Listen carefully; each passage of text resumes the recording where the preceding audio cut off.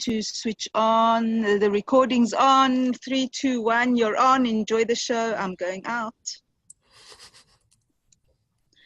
Well, good morning and welcome to our show. We have an excellent guest and I can't wait. Jamie, how are you doing on your end? I am doing well. We are so excited to have this conversation with Mr. Kelly Wright this morning. Absolutely. And Kelly, how are you doing this morning, Kelly? Melody and Janie, I'm doing great. Good to see you both. Good to see you too. So for those who do not know anything about Kelly Wright, Janie, take it away. Why don't you tell our listeners something or a little something about this absolutely amazing soul? Yes, so let me give you a background on Mr. Kelly Wright. So I'm going to share with you his biographic information. He is a familiar face to millions who watched Fox News. He was a former co-anchor of America's News Headquarters Weekend and former co-host of Fox and Friends Weekend. He also reports on events that shape our world from Washington.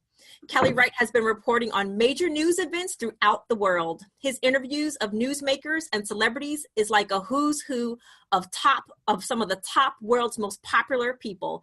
President Barack Obama when he was senator, First Lady Laura Bush, Muhammad Ali, Denzel Washington, Shaquille O'Neal, John Travolta, Nick Jonas, Roger Daughtry, Pete Townsend, The Who, Donnie McClurkin, CeCe Winans, Whitney Houston, Ludacris, Vanessa Williams, and so many more.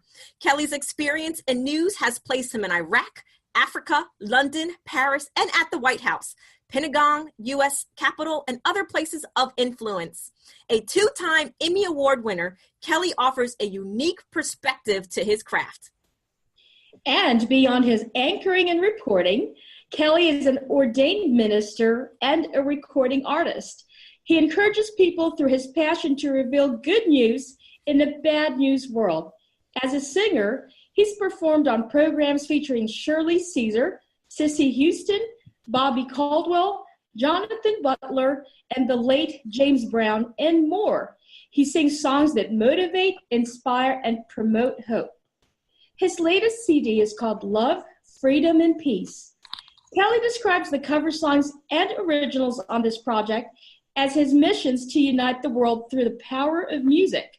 The concept of love, freedom, and peace is to infuse the golden rule, civility, and reconciliation into the world of divisive politics, race, and religion. Kelly's music seeks to capture the light of hope, penetrating the darkness of despair. In a world increasingly more cynical, Kelly provides a refreshing sound that places a premium of faith, hope, and love. Kelly Wright, entertaining and inspiring. And that's just pretty much the icing on the cake. We're going to go deep with Mr. Kelly Wright this morning. Are you ready, Janie?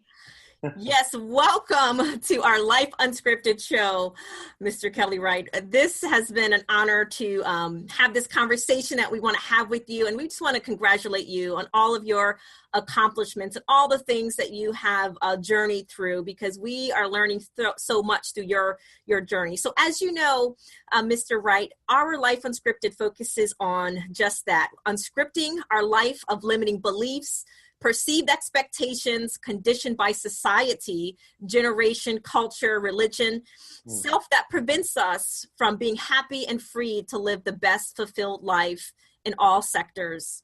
So when we think about some of the journeys that you've gone on and the things that you're passionate about and some of the things that you speak about, one of the things that stands out to me in particular is just some of your commentary on racial discrimination. You know, you've taken a stand publicly regarding racial discrimination, and there's a lot that we can learn from that. So I'm wondering if you can share a little bit about us. What motivated you to take that stand? Well, I can't talk specifics about that particular case, but I can talk to you about previous cases. One in particular, when I was growing up at the age of 14, I remember going to the store for my grandmother. She sent me on an errand to go to the local grocery store, which was the A&P supermarket at the time in Hagerstown, Maryland, my birthplace. And I was visiting from Washington, D.C. And when I got to the store, I remember walking through the store looking for, in fact, I don't even remember the item that I was getting because I was so distracted and distraught after what occurred. But as I was walking through the aisles, there was a little boy sitting in the seat where the father's pushing the stroller, or the cart, actually, the shopping cart. He's sitting, the young child is a young, could be more than 3, young white child, and his father standing there with him. And his father bent over to pick up an item off the shelf. And the little child looked at me, and I know people are very sensitive to this word, but he said, "Look, Daddy, there's a nigger." And I was shocked that a 3-year-old child would know that word. And I apologize for using it on this because I know it offends so many people, but it is an offensive word, and it's racially induced. So I looked at the child, and I was hurt because I began to realize this child is only 3 years old. How does he know this word? And then I looked at his father, and his father just looked at his son as if he was proud and glared at me. And rather than making a scene in front of a 3-year-old and in front of a man who obviously had some ignorance in terms of how do you classify people, I chose to, absorb that hurt, absorb that demeaning gesture from a 3-year-old, and yet feel pity and empathy for that 3-year-old child who was growing up. And what it taught me when I went back home to my grandmother, saddened and very chagrined by all this, more than anger. There was no anger there. There was just really deep-seated hurt because of the wound coming from a 3-year-old and then from a father who instructed his child, or might have been talking to his children at home about that and saying all sorts of things badly about people because of the color of their skin and not the content of their character.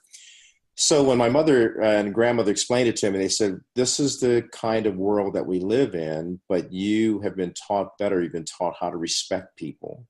You handled it the right way. You walked away rather than just starting any argument over the word itself. And while it is offensive and while it is injurious to you, understand that you are going to become the kind of man that we are seeking God's favor to help you become. And you will learn how to deal with racial situations all the time."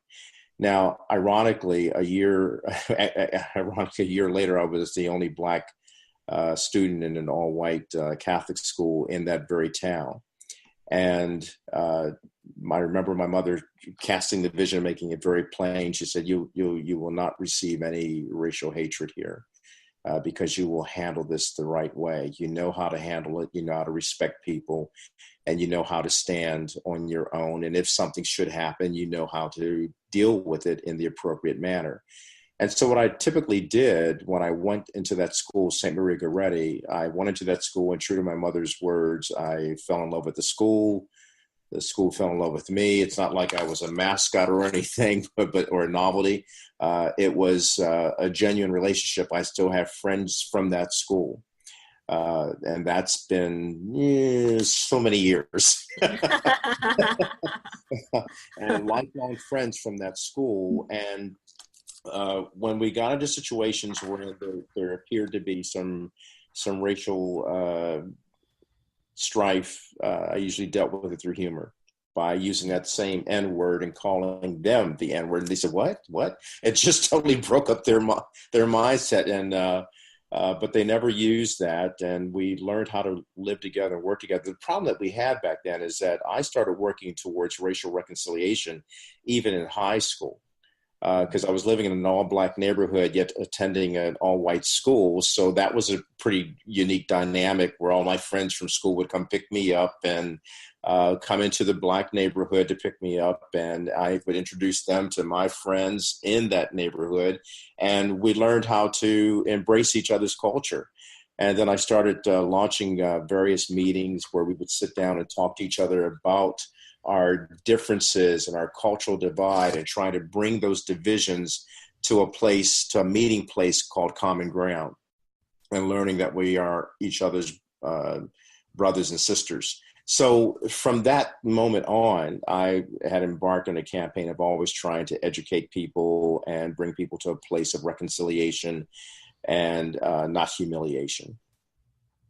You bring up an excellent point that I want to highlight, because I think until someone walks in that space. I remember being in the 9th grade and first being called a nigger myself. And at that point, having come from a sheltered family and not having discrimination or even some of the perceived cultural perceptions out there until that moment hit me and to what was happening. And then you're awakened and you're enlightened.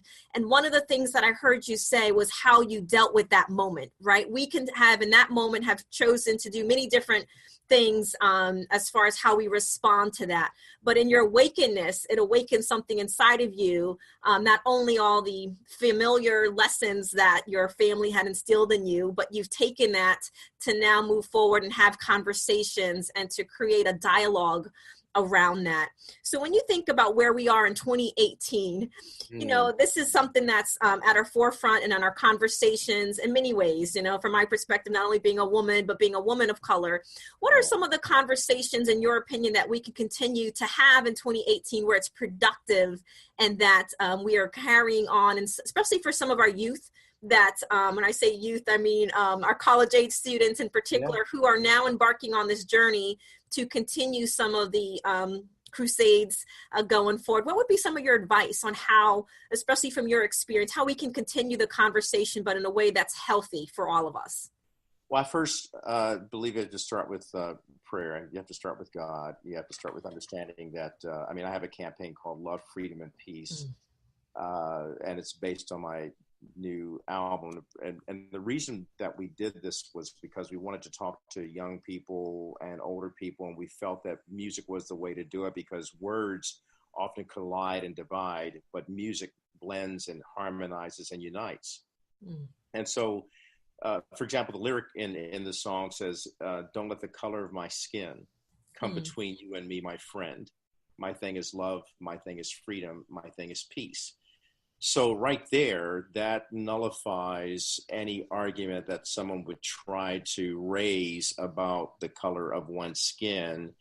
And it helps us talk to each other and bring some healing, because we do have a racial situation in 2018 that really I find appalling.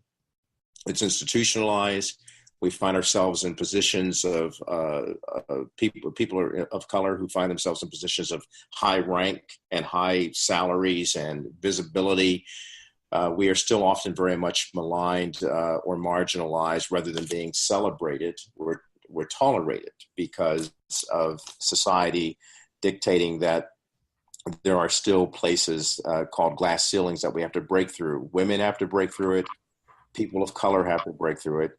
Men of color often have a very difficult time when they achieve those positions, because then it's a fine balance that they have to walk on, their heritage. And first of all, I'm a child of God. So my heritage is first with him.